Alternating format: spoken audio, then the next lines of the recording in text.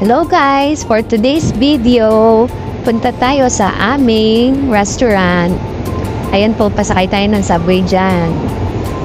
Orange na naman ako ba. First day nila sa Shanghai, so sugod agad sa restaurant. Pababa sila ng escalator yan. Nitignan pa namin yung subway na sasakyan namin. Ayan, huminto na si train. Siyempre, hintay muna tayo ng ilang minuto. Okay?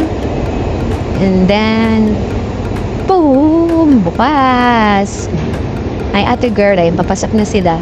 Siyempre, mahaba-haba ang ating biyahe. So, uupo tayo. Nakarating na tayo sa ating patutunguhan, guys. Exit muna tayo, guys. Siyempre, ayan. Exit 3 or 4. Bumaba kami dun sa may Uniqlo GU something. Yan pala, South Shan Zero Station. So, saan tumingin dyan? Kaso, nagmamadali ito mga bakasyonista natin guys. Ayan, turo-turo tayo, syempre. Tour.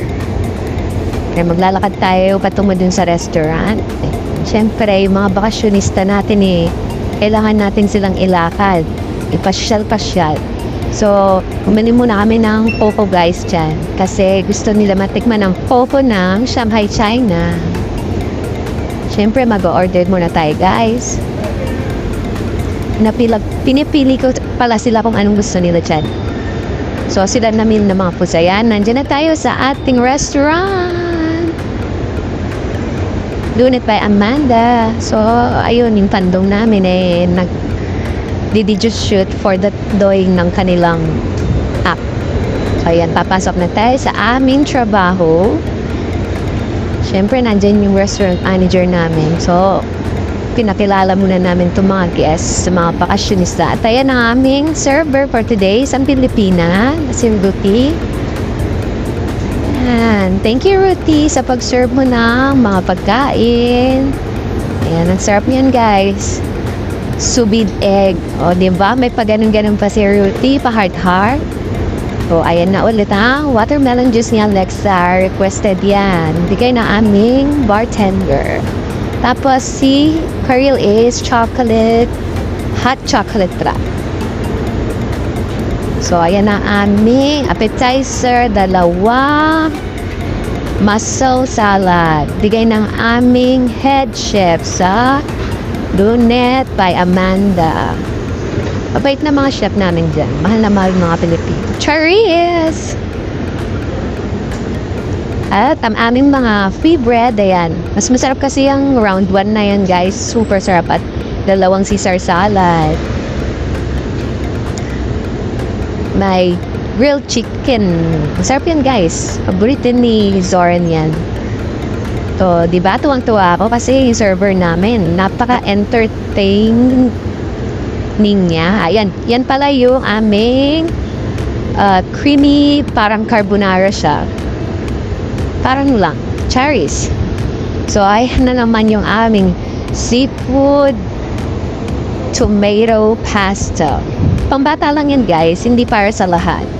Lumipit kami ng upuan dahil nabasa ang aming table. At ayan na ang tomahawk na pinaklahihintay ng lahat. So, worth like 119 RMB. Kayo na lang mag-times, guys. Sa peso. Salamat sa aming mga chef, sa aking restaurant manager, at binigyan sila ng napakasarap na tomahawk talaga. Sobrang sarap. Ayan, excited si Alexa. Ayan, syempre gusto niya daw hiwain. Syempre, pa-experience mo naman kahit minsan lang. Diba? Ayan. O, diba? Ini-slice niya na. Ang galing niya mag-slice. O. Again, may mga 3 side dish yan at saka sauce. Syempre, picture-picture ang nanay. Stage mom yarn. Meron pala siyang hot stone para kung gusto mo pa ng more luto, ayan ang kanyang hot stone. Kailangan mo siyang ilagay sa hot stone para sa inyong doneness. Sorry, sandali. Ay, Humabol nga pala si dyan, Ann Curtis Smith. At ayan pala yung mga dessert namin. Bigay uli ng aming restaurant manager. At ayoko kumain kasi sawa namin dun. Yan ang aming pangalan ng aming restaurant, Lunit by Amanda. Visit lang kayo dito sa Pushing Road. Ayan po ang aming Granadilla Passion Fruit and citrus milk panna cotta with lemon foam. Ay, tuwang-tuwa yung bata. Siyempre, yun na nga. Palabas na kami dyan. Lusog-lusog na naman sila. O, tuwang-tuwa yung mga kasama namin. Kamukha pa daw yung manok ko, day. At itong kapatid ko. Siyempre, pasyal muna. Tamang window shopping lang yan. Pero hindi kami bumili. Wala pang bili. Mahal dyan. Tingin-tingin lang. Sightseeing lang, siyempre. At, syempre, sightseeing din dyan, pero patapos na ang aming paglalakad. Salamat sa panonood!